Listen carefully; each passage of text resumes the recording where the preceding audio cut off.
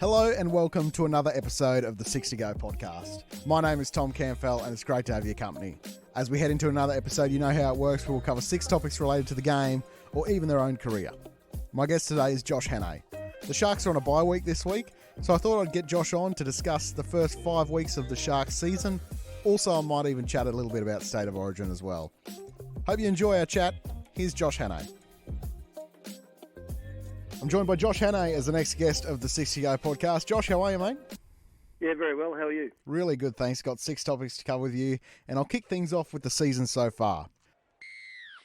Josh, you guys are in a bye at the moment, 5 weeks in. You rank second in attack, but bottom 4 in defence. Can you talk to me about how you and Craig and the other coaches have viewed the first month or so? Yeah, I think, statistics don't lie, right? And I think attack, certainly over the past couple of weeks since, obviously coincided with Nico Hines being back on the field, he's integral to the way we play, and I think he just brings so many other players into the game. So certainly our attack has benefited from Nico getting back on the park. And I just think defensively, some of the numbers, underlying numbers, if you like, point to us not being as bad defensively as where we sit on the defensive ladder. I just think at the moment something we've identified is just a little bit of a lack of, resilience to defend errors. I think we're paying a really big price when we do make an error at the moment, and that's something we need to get better at, and our ability to defend errors, because at the moment, as I say, we feel like for large parts of the game we're defending well for certain periods, but at the moment, if we do make an error, we seem to be paying a heavy price. So that's an area where we need to improve, and an area we've addressed and we'll work really hard on to improve in the coming weeks. Defence obviously is the glaring issue with Cronulla at the moment, and to me, does this go back to the end of last year as well? Because you guys conceded 30 points in both finals games as well. For a team that was so good during the year last year, first of all, how do you get back to that? But also, do you think the problems are from last year as well? Yeah, it's a good question and a good point. I think, if you go back to those last 2 games, the final series, we conceded 30-plus points in both those games. And then this year, we've Parramatta, we won that game, that conceded 26 points. Just conceded 32 on the weekend. So it's a really it's interesting, because you look back at our year last year and at the end of the regular season, I think we were 3rd in defence. And I don't know if it's a little bit of a crisis of confidence or, it's a hard one to put our finger on, because for so much of last year it was a real strength of ours, and it's something we like to hang our hat on as a club. And I think statistics show if you want to win a competition, you've got to be in the top couple of teams defensively any given year. So it's paramount to your ability to win the competition. So we work really hard on it. I know, where we sit with our attack. People might think we put more time into that than we do our defence, but I can assure you, and any Cronulla fan out there, that the defensive side of our game is what we work most on, and I think last year we showed over the course of an entire season that we are a good defensive unit when we're all on the same page and sticking to our principles. It's certainly, though, the last half a dozen games, for whatever reason, we're just lacking a little bit of confidence and belief in what we're doing, and we're working really hard to fix that. No Nico, obviously, for the first part of the season, but having a player like Braden Trindle's very handy. Yeah, he's a guy that we've put a lot of time into. We believe he's part of our future. We've seen him grow, and every time he's got an opportunity, to fill big shoes, he's always done a really good job. I'm personally a really big fan of his. I think he's a gifted ball player. They don't grow on trees, ball players. It's one of those positions in our game that there's not a lot of them out there. So we feel really fortunate that we've got Braden there waiting in the wings. He's getting a really good apprenticeship working under Nico and Matt Moylan. Matt's been in the game a long time, and he's a real pro, and he knows how to play the position. And obviously Nico's a superstar, so Braden's he's happy to bide his time. Particularly as I say, I think he knows that he's in a good system. He's doing a really good apprenticeship, and but I do have to say we're really fortunate to have him. I think he'd probably be a starter at probably half the teams in the competition if you look at them. We're really lucky to have him, and we're confident that whenever he gets his opportunity, he's not going to let us down. This only happened in the last 10 minutes or so it's fortunate timing for myself. The Nico Hines extension. What a great story in rugby league Nico is. Yeah, he is. He's, I think, even if you don't know Nico well or you're just a fan of our game, I think any time you listen to Nico speak, you can't help but be impressed by Nico the person, as well as Nico the footballer. He's got a really good head on his shoulders. I think he's got a great story. It's where he's gotten to in his life and where he's at as a footballer. I think it's been a really challenging journey, and I think he's a great example for any young, not just a footballer, but any young person out there in terms of resilience, holding on to your dream, and I guess unwavering self-belief. Like he's certainly had some hurdles and some challenges in his journey, Nico, both professionally and personally, and I just think he's a great example, as I say, to any young person out there, and we're really fortunate to have him. As I say, he's an extremely gifted player, but I think the person Nico is probably been the pleasant surprise for all of us. He's brought leadership that we didn't know he had, and as I say, the calibre of person he is, we probably weren't aware that he's such a wonderful young man as well. So he's the complete package, and he's a great example for all the young players in our club, and he represents our club extremely well. Josh, to me, it's been a long time since the competition has been this tight. Last year, I honestly thought Penrith were a lay-down misère all year. The year before, I could really only make a case for 2 or 3 teams to win it all, whereas this year, there are probably 6 teams I can make genuine arguments about why they can win the comp. You don't have to name them, but how many teams do you think are genuine chances this year? Yeah, I think certainly the opening of this year has been very open. There's some probably some surprise packets, if you want to call them that. There's certainly some clubs that finished out of the 8 last year that have improved over the off-season and have started the year off well. I still believe by the end of the year there'll be a half a dozen teams that I guess been mainstays of the top 8 for a number of years. That the cream will rise to the top. I'd like to think we're one of those clubs. You look at the Rabbitohs down where we are at the moment. The Cowboys, after last year, they're struggling a little bit at the moment, but I believe they will rise as well. So I think there's greater parity in the competition from top to bottom, but I still do believe that come the end of the year there'll be a familiarity, in my opinion, with the 6 clubs that also that are up the top. But I do agree with your point about it not being such a lay-down fact that Penrith I think have been streets ahead of every other team in the comp probably for the past couple of years. I obviously don't believe that's the case. I think they'll still be there when the whips are cracking, but I certainly think given the players they lost over the course of the off-season, they're having to fill those gaps with players that are not of equal standard. So I think that's brought them back to the pack, and there's just been some natural improvement in some other teams as well. So, yeah, it's a good competition. It's good for the fans. It's good that, apart from if you're a poor West Tigers fan, that you go to the races every week and feel like your horse has a chance of winning. I think it's a really good way to start our season. But yeah, I think there'll be a familiarity come the end of the year about the teams that are up near the pointy end. As coaches especially, you must get so stressed over some of the results that happen. We'll take the weekend's game, for example. When you're up 20-0, you fully expect to win from there in the NRL. And We'll talk about that game a little bit later, but how much effort goes into educating players, in particular the spine, about icing the games? Yeah, we talk about it all the time. It's one of my specific roles at the club is I coach our attack, and with that I'm dealing with our spine around many parts of our game, how we finish our sets, how we play the game in general, and how we handle big moments. And part of it, we do a lot of scenario training. Up by 10, down by 10.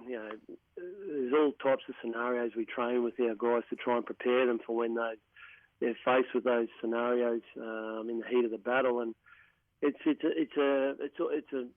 an ongoing process, I think, because I don't take for granted the pressures of being a spine player out there in the heat of the battle, and the game just throws constant curveballs at you. And as I say, you're constantly faced with these different, ever-changing scenarios and situations, and we do our best, the best that we can as coaches to, as I say, try and prepare our guys for those situations. And certainly, I guess the clarity, connection, and composure of your spine is really important in terms of how you handle those different scenarios. And I feel like we're fortunate. I feel like we've got one of the better spines in the competition. Will Kennedy's doing a great job at the back. Blake Brayley's got a really calm head on his shoulders, and Nico Hines and Matt Moran, one of the better half pairings in the competition. So definitely fortunate to work with the spine that I do, and more often than not they get it right. But we probably the other day, as a collective, we just we let that one get away for a number of reasons. But certainly we don't lay that blame on the shoulders of our spine. It was a collective letdown, if you like. I just mentioned the Warriors game. I know hindsight's a wonderful thing, so I don't want to look like a know-it-all. But even in the moment, I found it strange to go for 2 when you guys were up 18-0. Can you talk me through the thinking with you guys at that point? Yeah, I think, you're always damned if you do, damned if you don't in those situations, in terms of being a coach and deciding to take the 2 or roll the dice and continue to play on. I think part of it comes down to knowing your group, and I think with our guys, we're attacking obviously extremely well to start that game, and we earned that 18-0 lead. I do feel like sometimes with our group specifically, it doesn't hurt to just actually just pump the brakes a little bit on them at different times and just slow everything down a little bit. And at that point, we just thought that I think taking the 2 at that point obviously puts us further ahead than 3 converted tries. That's the obvious reason. But for us, it was also just an opportunity to reset, collect ourselves, and not get ahead of ourselves, which we feel like we're a relatively young football team. We're a pretty flamboyant football team, and we just I don't sort of second guess the decision, and at the end of the day, it's Craig Fitzgibbon's decision. It's the head coach's decision, but we're all in agreement in the box. So at that point, given the group that we are and how we know our group intimately, we felt like it was just going to serve us well to just calm everything down for a moment and consolidate the start that we'd had. We had a red-hot start, and we just felt like that was the right decision, yeah. Was there a turning point in that moment where you thought to yourself, hang on, we might be in trouble here?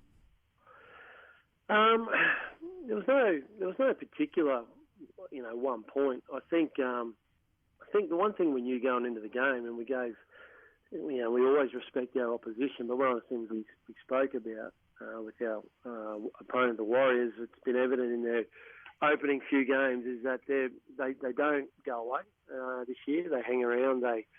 It's obviously something they've addressed over the off-season, is that ability to hang in there even when the game's not going your way. And so we always knew, even at 20-0, we prepared our guys all week for a football team that wasn't going to go away. So it didn't surprise me that they always stayed close enough. We got to 20-0, they brought it back to 20-6, and then we scored another try, and then they scored a try, and we knew.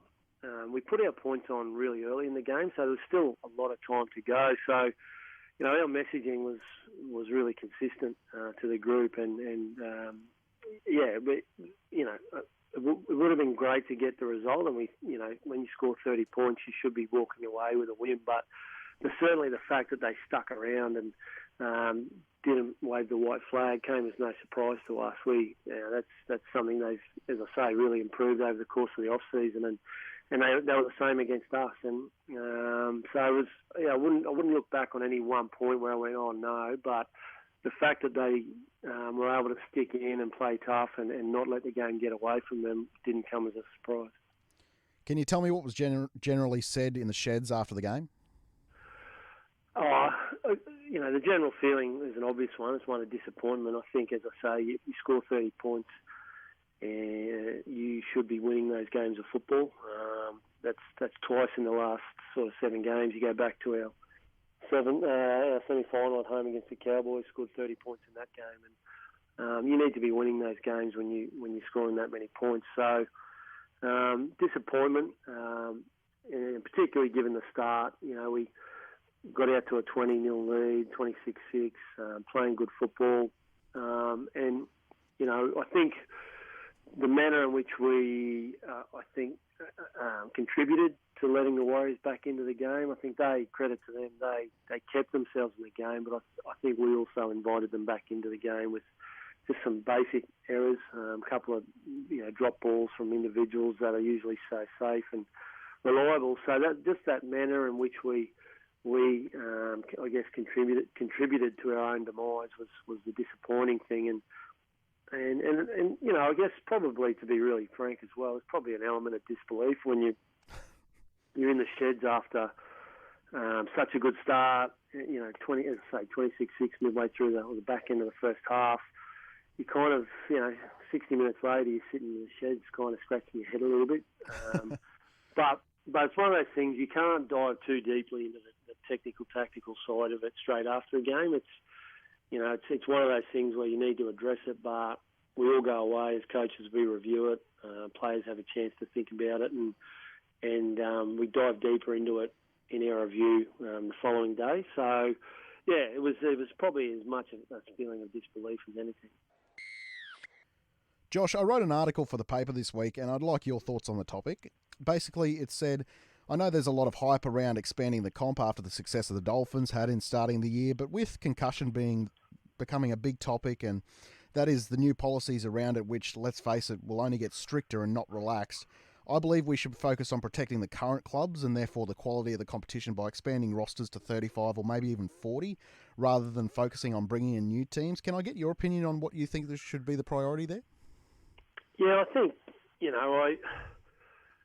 I think everyone, we just need to, I think give the Dolphins situation time to really, truly gauge the success of that venture. I think the way they've started has been wonderful for them, and it's been wonderful for the competition and wonderful for the decision that was made to expand. But, we are 5 games into the season.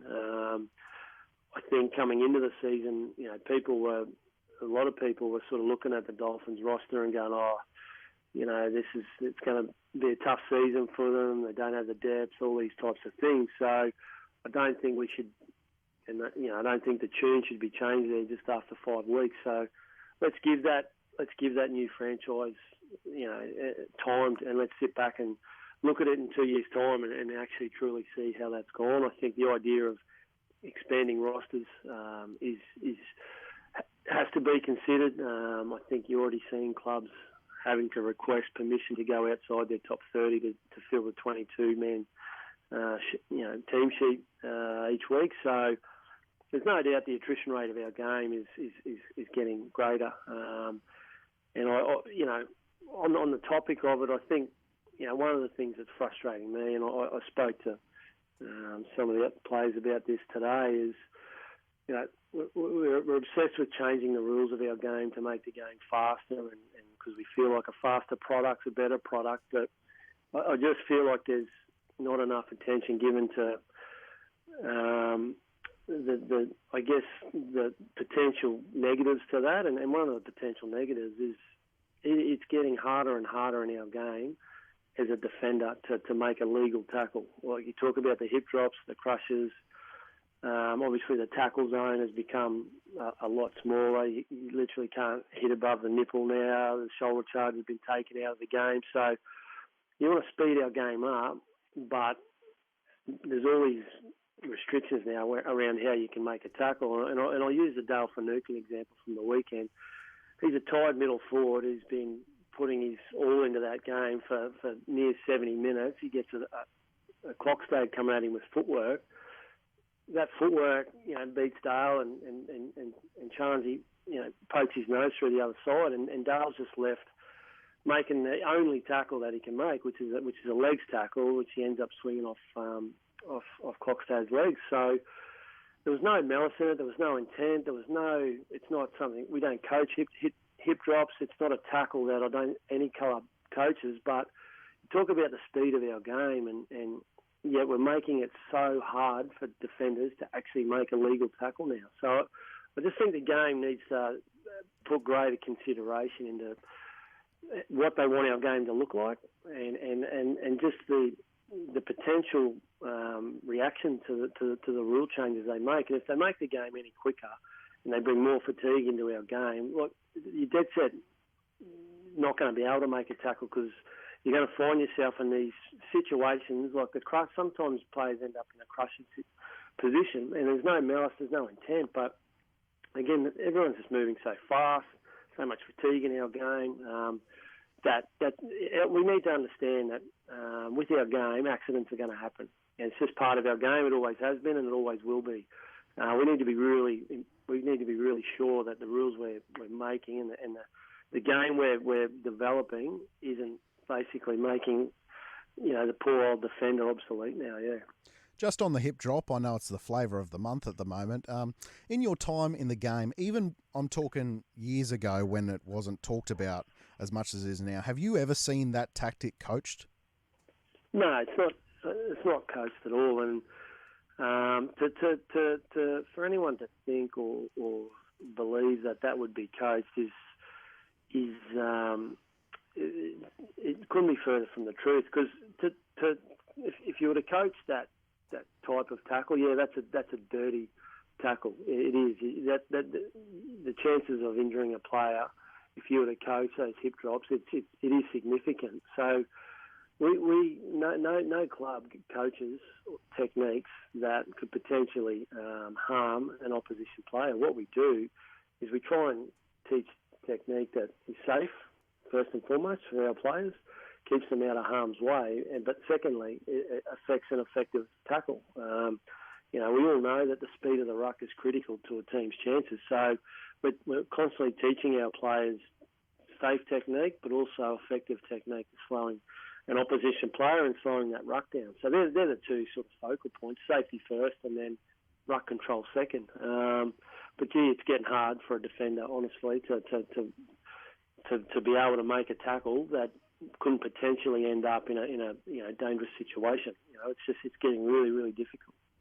I had Jarrell Yayi on the podcast last week, and he said it wouldn't be an uncommon thing for him to get a concussion in a game, and he never missed a single game because of concussion. He also explained that he struggles now to go on rides or anything like that with his kids because it hurts his head too much, and he only played 60-odd NRL games. When you think about it, does it seem so foreign, the procedures now, to when you played? Yeah, I've got to say, it's been arguably one of the greatest evolutions in our game over the last 10 or so years is the introduction of the HIA protocols, and I guess most importantly the awareness around it. The modern day player, and as they should be, is taken such good care of by medical professionals, and I get a little bit frustrated when the commentary sort of is angled towards this idea that we don't take it seriously enough, or we need to do more. I think back to, as I say, not that long ago, where, and to Drell's point, it was a badge of honour if you played on with a head knock, and probably go out that night and have a few beers after the game, and then you'd train the following day or 2 days later, and then you'd back up the next week, and you might get another head knock on top of the head knock you had the week before. And it was just because we didn't know any better as players. We didn't know any differently, and certainly I guess the research around it, medical practitioners are more aware of it now as well. So modern day, the safety parameters that are in place for our players are outstanding. They just are. And, we're doing so much as a game and as a code and as coaches and as players to be mindful of it. There's so much more mindfulness around it now, and we're doing a wonderful job. And I don't feel like we give ourselves a lot of credit when the discussion is around that space. Yeah. Joseph Suoli'i signed with Rugby Union last week, which created a bit of an uproar about what should happen now as far as his involvement in rugby league. Where do you stand on players who sign with a different code, whether it be rugby or anything else, as to what should happen?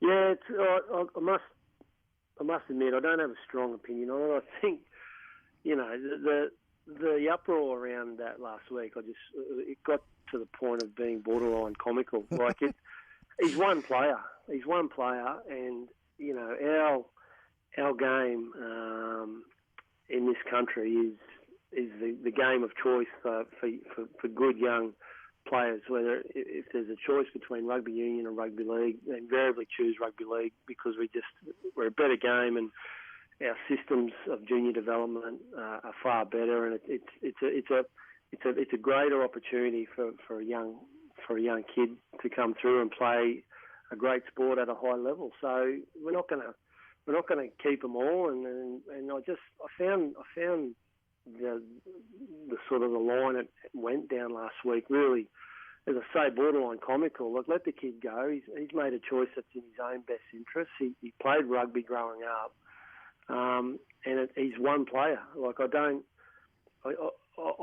be more concerned if there was a flurry of our best players leaving our game to go and play another game, but it's one player, and there'll be another Suoli'i developed in the next few years that'll come through and play at some club, and our record of being able to produce the best athletes in this country is there for all to see, and it's been the same for so many years now. So just let the kid make a choice that's in his own best interest. I don't think it shines a good light on us as a code when we get so personal about how we react to those things.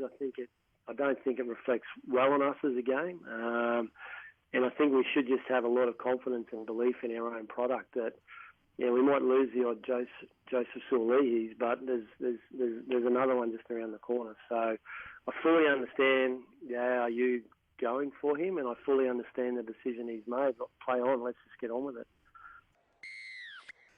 Finally, Josh, Origin teams are about 6 weeks or so away from being picked. Are you involved in the same role as last year? Yeah, we'll be gratefully working with the Maroons again, yeah. Was there any second thoughts as to going in again? Because I can imagine the mental fatigue during those couple of months with both club and rep commitments would be torturous at times. Yeah, it's a big commitment, but it's extremely rewarding and satisfying commitment by the same token. It's obviously when you win a series, your thoughts and feelings around it are only positive. So hopefully we get the same result again this year. But based on the experience last year, the result, the opportunity to work alongside some of the sharpest rugby league minds in the game, and Billy Slater and Cam Smith and Jonathan Thurston, it was an extremely rewarding experience, and also working with that calibre of player. You're working with 17 of the best players in the game. Being Queenslanders, they're all good blokes, so that's another good thing.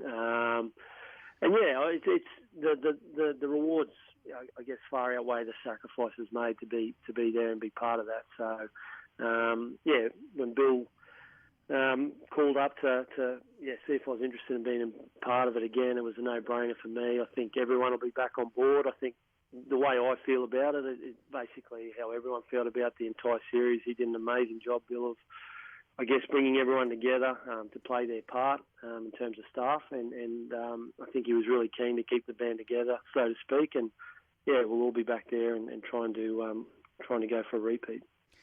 As someone who's involved in the Queensland setup, who stood out to you over the first few weeks of the comp? Good question. I think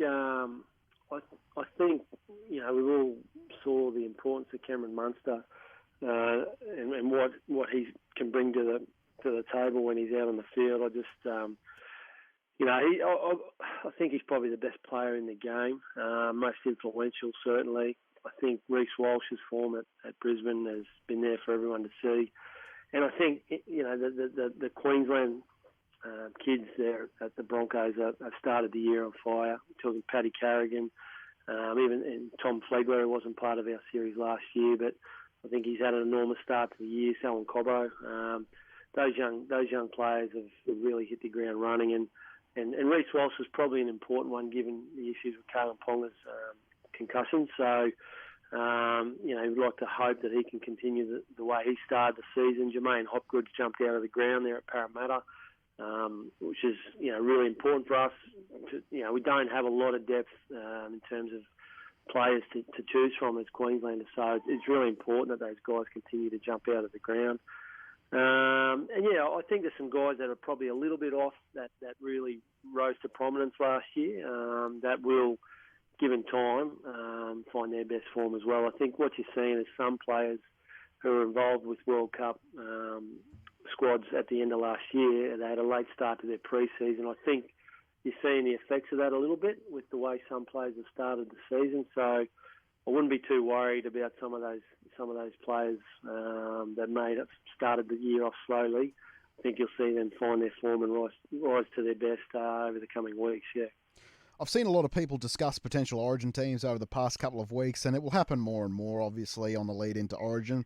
Someone who, whenever is left out of the Queensland team that they're predicting, I almost just disregard the whole team, and that's Christian Welch. Whilst not being the flashiest player to ever play the game, I think his effort areas are absolutely elite. Can you tell me, as a coach, what you watch when you see Christian? Yeah, I think he's built a reputation for himself, Christian, around the effort parts of his game and what we would term as off the ball efforts. So yeah, stuff that the punters might not recognise when they watch the game. Certainly, as coaches, we look for how they move defensively when they're not making a tackle, how they push for their mates when someone else is carrying the football.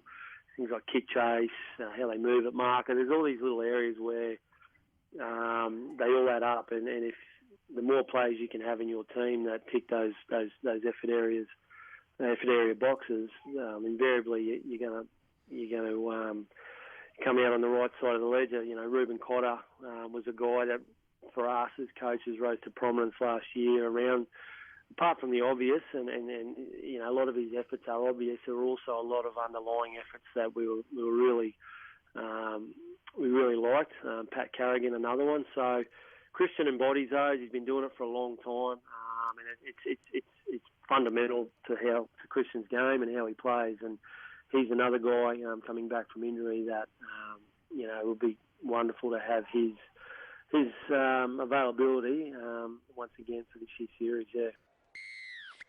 Well, Josh, I can't thank you enough for your time today. You're always really great with your time. I hope you have a happy Easter over the bye period. It's come at a good time for you, the buys. And good luck for Cronulla for the next few weeks, and we'll talk later on in the year. No, I appreciate your time. Thanks for the call. A big thanks to Josh for coming on the show today. He's due a gold jacket at some stage for joining the 6 to Go Hall of Fame, but it's been great to have him on today, and we'll catch up with him in a few weeks for State of Origin. Can't wait for that. By the way, if you want to get in contact with me, you can on Twitter at @TCampbell, and don't forget to give the 6 to Go Facebook page a like as well. My name is Tom Campbell. Thanks so much for listening.